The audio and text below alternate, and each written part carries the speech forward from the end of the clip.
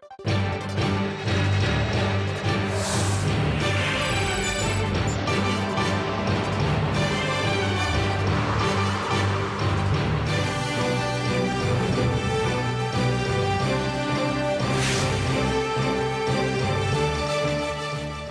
August 12th, 4 in the afternoon on a Tuesday here in Korea. Live from Seoul, I'm Hyundai.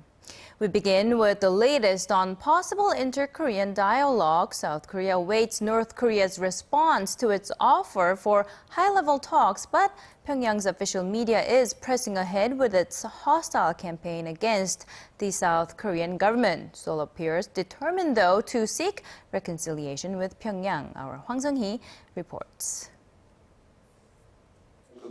A day after South Korea's surprise proposal for dialogue, North Korea threatened further provocation should Seoul and Washington go ahead with their joint Ulji Freedom Guardian military exercises next week. North Korea's state-run Rodong Sinmun warned Tuesday its threats of retaliation against such war games should not be taken as empty words. It accused the South of turning a blind eye on nuclear threats from the United States, while wickedly pressing Pyongyang to give up what it calls justified nuclear program in the North as a precondition to building trust. This as Seoul awaits Pyongyang's response to its offer for high-level talks next Tuesday at the border village of Panmunjom to discuss issues of mutual concern. Seoul officials have indicated that the South is willing to discuss Pyongyang's demands to lift South Korean sanctions on North Korea and allow southern tourists to resume tours to the North Korean resort of Mount Kumgang. The offer for dialogue followed Seoul's decision to provide Pyongyang more than $13 million in aid through the World Food Program and the World Health Organization. President Park Geun-hye is expected to introduce further measures to better ties in her Liberation Day speech on Friday. The shift in tone comes after months of tensions between the two Koreas. But whether Seoul will stick to its fresh strategy of using the carrot will depend entirely on Pyongyang's next move. Hwang Sung-hee, ARIRANG News. But could a fourth North Korean nuclear test be coming soon? The U.S.-based website 38 North says recent satellite images suggest Pyongyang may have completed preparations at its Punggye-ri nuclear test site, pointing to the fact that no new activity has been detected there in recent months.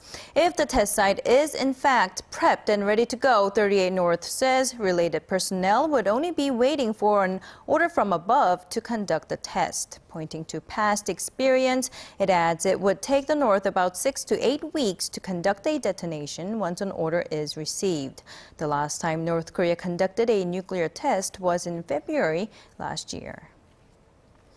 The U.S. Senate, meanwhile, says it wants a report on political prison camps in North Korea to be submitted to both intelligence committees to Congress. The U.S. Intelligence Authorization Act for fiscal year 2015 states the Director of National Intelligence should show how Washington is supporting implementation of the recommendations made by the UN Commission of Inquiry on Human Rights in North Korea. The bill says this should include the eventual establishment of a tribunal to hold individuals accountable for abuses. It should also cover the estimated prisoner population, the geographical location, reasons for confinement of the prisoners, and the conditions of each and every political prison camp in North Korea. In February, the UN Commission said the leadership in Pyongyang is responsible for, quote-unquote, widespread, systematic, and gross violations of human rights. Meanwhile, South Korea's main rival parties have failed to agree on some of the terms on a special bill aimed at uncovering the details about April's deadly Seoul ferry sinking. The floor leaders of each party had met on Monday. The ruling Saenuri Party's Lee Won-gu suggested passing the bill in its original form, but the main opposition, New Politics Alliance for Democracy's Park Yong-sun, said her party would not agree unless the two parties first agree on the list of witnesses for the hearing. This comes after the two parties agreed last week to have President Park appoint a special counsel to look into the cause of the disaster, which the bereaved family members of the ferry disaster rejected, saying it fails to reflect their demand for a fair investigation.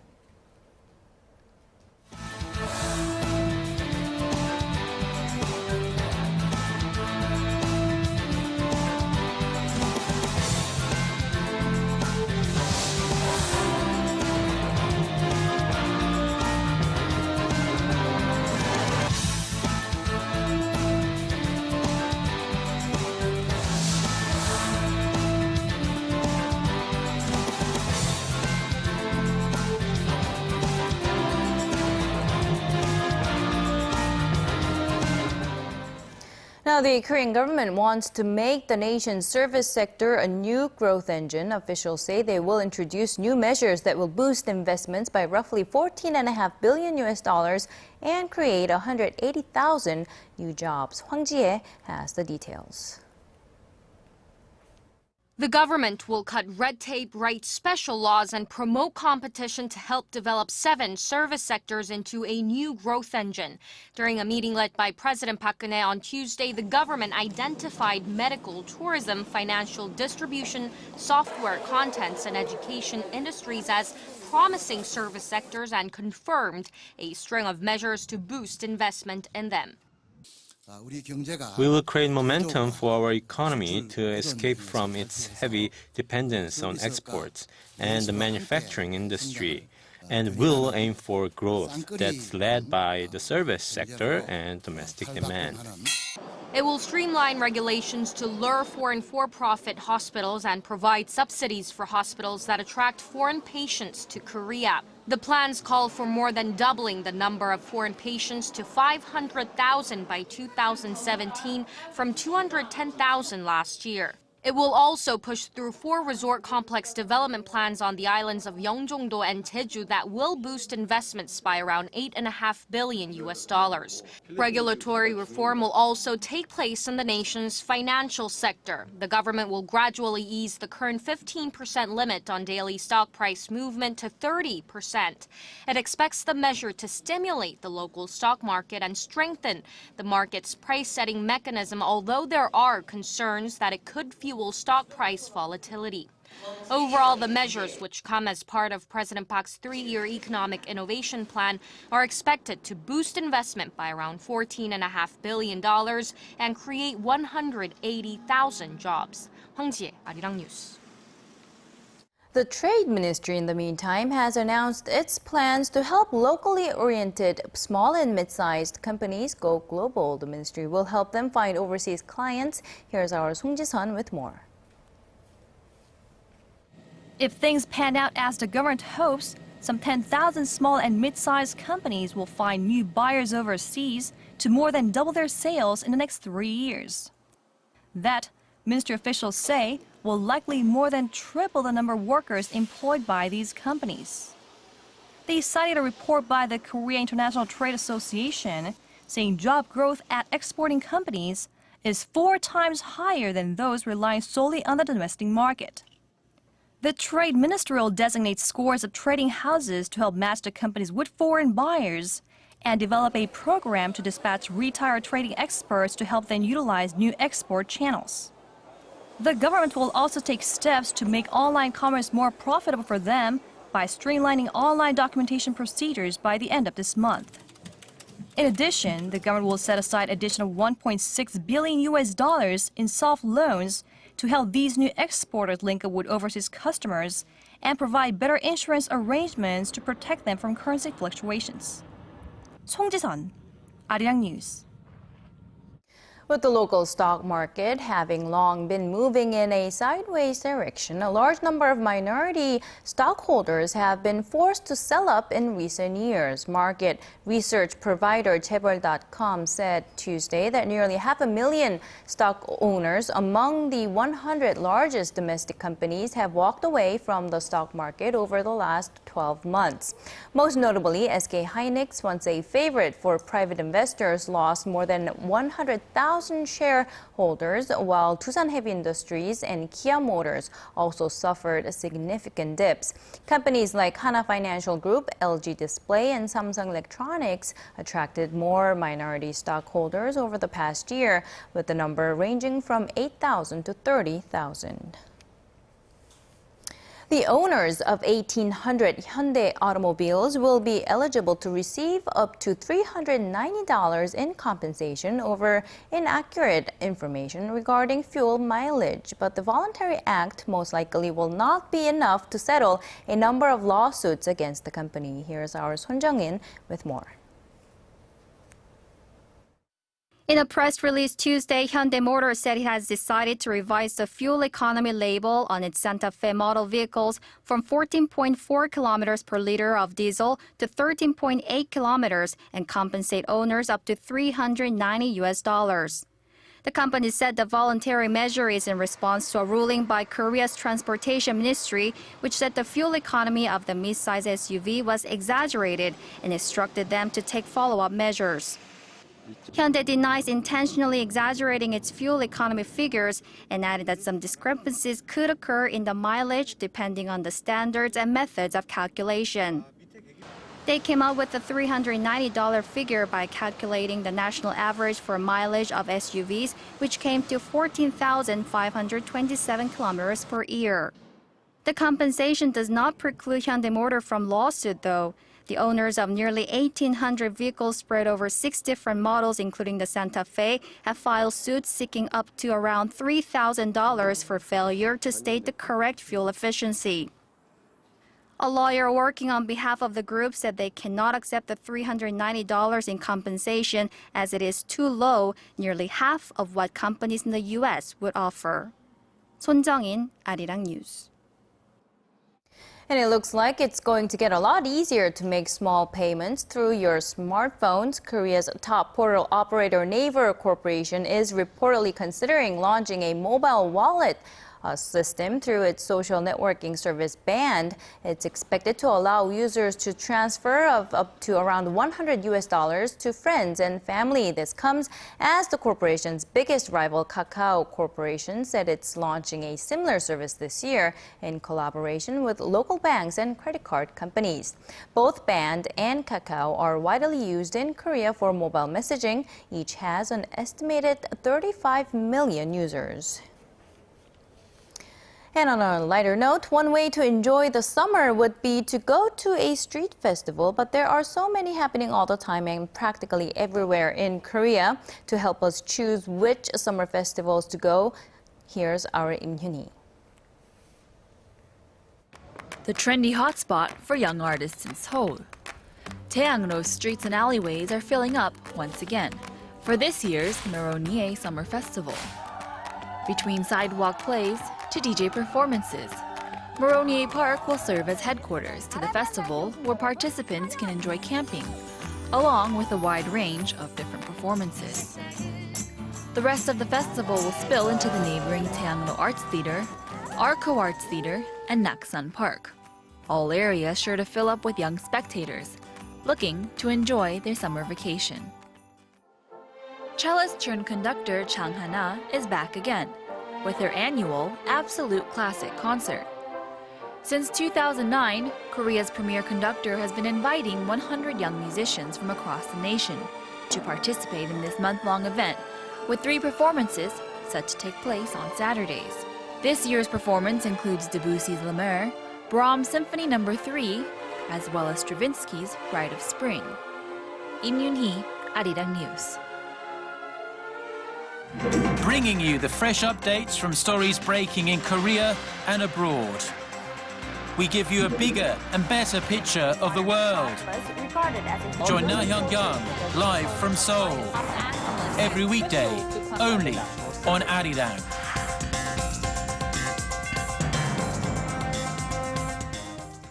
Radhika Kumaraswamy is a former UN Special Rapporteur on violence against women and is often credited with raising international awareness of Japan's wartime sexual enslavement. And recently, she told Korean reporters that Japan needs to do a better job of repenting. Yurian reports.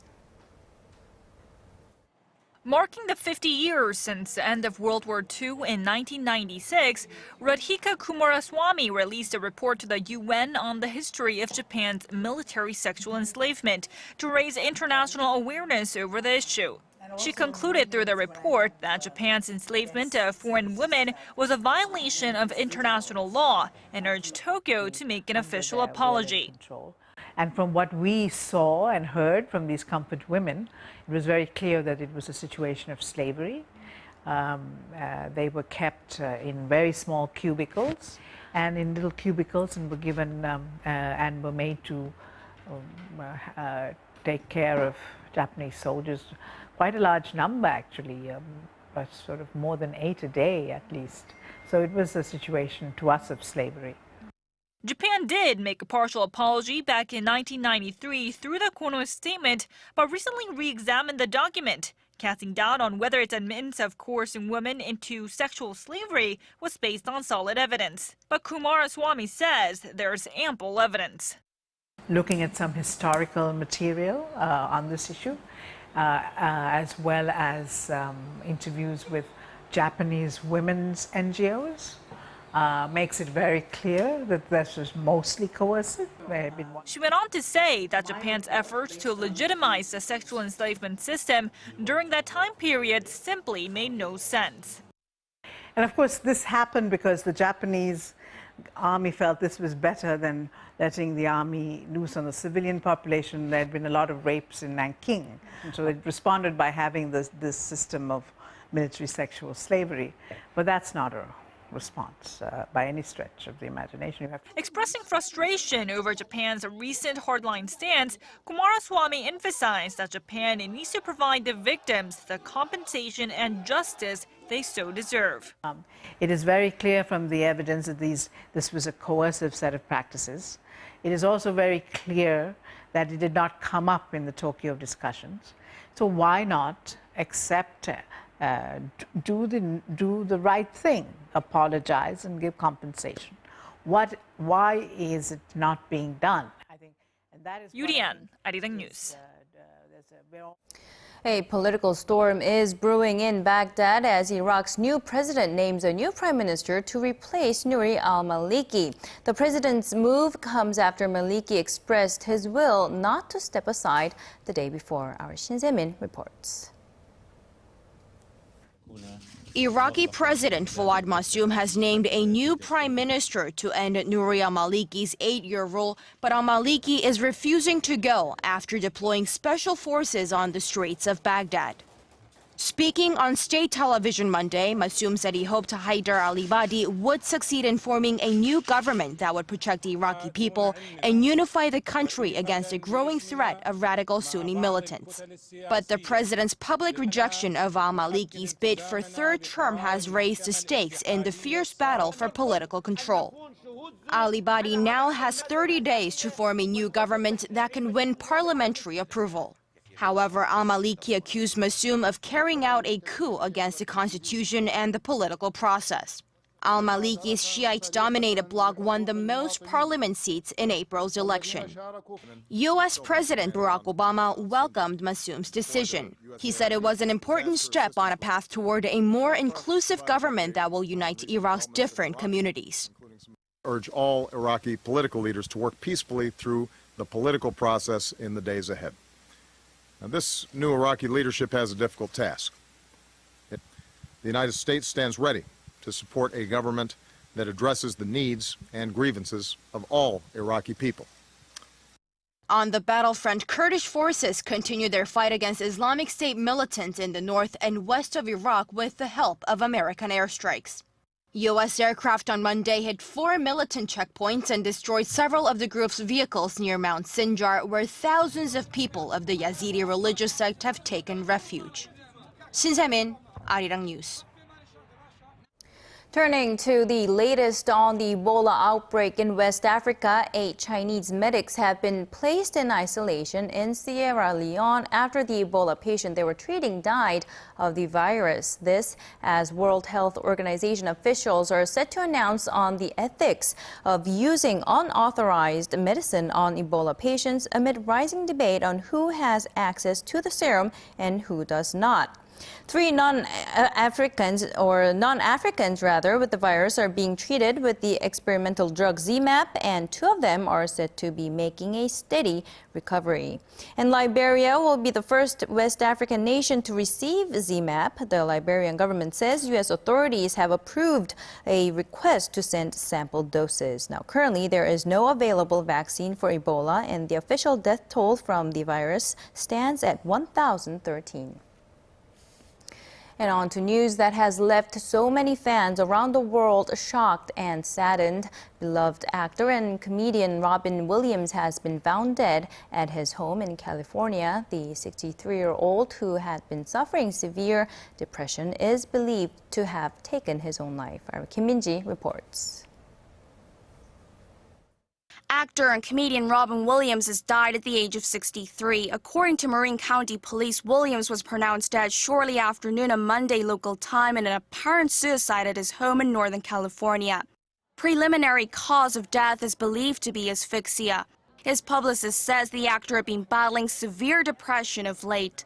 In a statement, his wife Susan Schneider says she was utterly heartbroken over losing her husband and best friend and asked people to remember Williams for the countless moments of joy and laughter he gave to millions. Born in Chicago in 1951, Williams studied theater at Juilliard School in New York. He entered into the homes and hearts of America as an alien visitor in the 1970s TV series Mork and Mindy. He went on to act in more than 100 television shows and movies, starring as a lovable father turned nanny in Mrs. Doubtfire and a fatherly therapist in Good Will Hunting, which won him an Oscar for Best Supporting Actor. In the past, Williams had openly talked about his battle with alcohol and drugs, and he recently visited a rehabilitation center to, as he put it, fine-tune his sobriety. Kim Min-ji, ARIRANG News. In other news, the FBI says it will open a probe into the shooting death of 18-year-old Michael Brown, who was gunned down by police in the U.S. state of Missouri over the weekend. In addition to the civil rights investigation, the FBI says it will monitor the probe being carried out by county police. The circumstances surrounding the shooting are still unclear. One side of the story is that the teenager was unarmed with his hands in the air when the officer opened fire, but the other side is that Brown attacked the police officer in an attempt to take his gun. What's clear, though, is that the situation has sparked outrage in the community. The teen's parents are calling for justice and a fair investigation.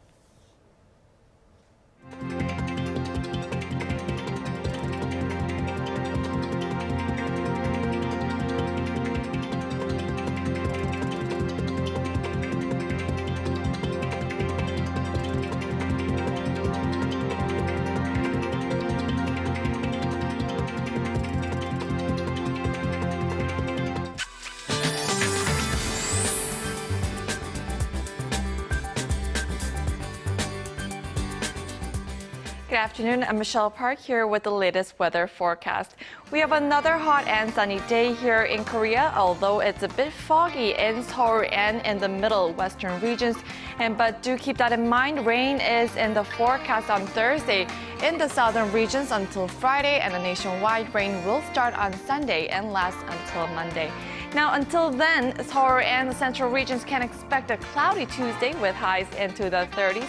And high UV levels. So, however, we can expect cool autumn-like weather overnight, so do keep that in mind and have a sweater or a light cardigan handy. Now going over to our temperature readings, Seoul will top out this afternoon at 31 degrees. Meanwhile, the southern cities such as Gwangju and Busan will top out to 31 and 30 degrees. And moving over to other regions, Jeju Island tops over to 28, as well as Dokdo, while Mount Kumgang tops to 20. Well, that's all for now. I'm Michelle Park, and here's a look at the weather conditions around the world.